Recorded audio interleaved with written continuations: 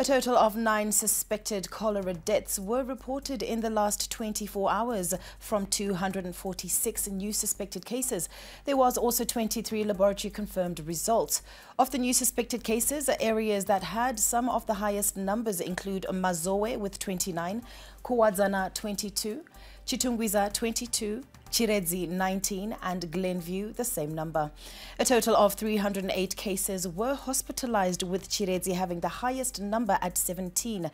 There were 262 new recoveries recorded and the national recovery rate stands at 96%. South Africa has laid out its case at the International Court of Justice, accusing Israel of genocide against Palestine.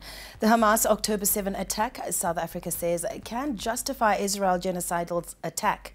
Our correspondent, Mugove Chigada, who has been closely following the case, now gives us more on the first day of proceedings.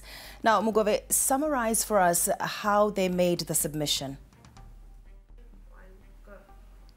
Well, thank you very much. They started by outlining history and context, which they believe is very important in this case. The second thing was that they showed that there is a pattern to cause harm to the people. Also submitted was how Israel denied water, food and other services to those that are innocent.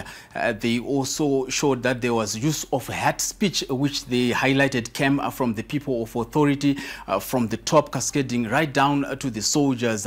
This, they argue, violence against the Palestinians was then implemented strategically. They then went on to say, to pay detail to what have transpired so far. The rainfall activity witnessed in some parts of Zimbabwe has seen raw water levels in the country's major dams go up by about 7% from December last year. According to the Zimbabwe National Water Authority, the national dam level average has risen to 81%, up from 74% recorded on December 20th, 2023. The latest statistics show Lake Jivero, which supplies Harare at 100% capacity and is already spilling. However, supply dams for Bulawayo remain low, with Mzingwane at 5%, Apanglema at 23%, Inyankuni 7%, and Insiza is 59% full.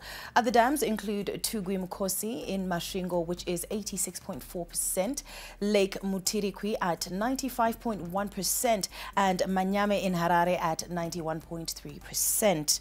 Authorities have urged schools to deposit levies at financial institutions to curb armed robbery cases in schools. This comes after 10 robbers raided Lomagandi College in Chinhoyi on Tuesday evening before attacking security personnel and stealing an undisclosed amount of cash.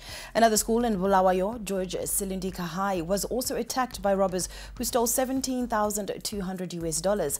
Michelle Kanguru gives us more. Large sums of cash at schools during these opening days. That has been easy for armed robbers to calculate. In the past days, they have pounced, and this may not be the last time. Assistant Commissioner Ponyati says schools must therefore not keep large sums of money on school premises. We urge school authorities to ensure that parents, they deposit school levies, school fees and the related costs through financial institutions, through banks, to curb some of these robbery cases. Many schools are in the habit of not banking their money if it's cash. A number of them have been requesting Form 1s to pay cash for both fees and uniforms at schools. The Bankers Association of Zimbabwe president says financial institutions are concerned. Financial institutions in the country are concerned about the increase in armed robberies on institutions such as our schools. The biggest incentive that schools and other institutions have to bank their money with formal institutions is the safety of those funds. Sri Lanka thumped Zimbabwe by 8 wickets to take the series by 2-0 this Thursday in a rain-curtailed match. Wanidu Hasaranga put up a best show, tearing the Chevron's batting lineup as he picked up 7 wickets to bundle Zimbabwe for a measly 96. Zimbabwe were all out after just 22.5 overs when 27 were on offer. A target of 97 was unlikely to test Sri Lanka, and Kusal Mendes ensured it didn't, blasting 66 not out of 51 balls. Though Sri Lanka lost both openers, they ambled home with more than 10 overs to spare, closing out the series 2-0. Earlier, Zimbabwe won the toss and opted to bat first.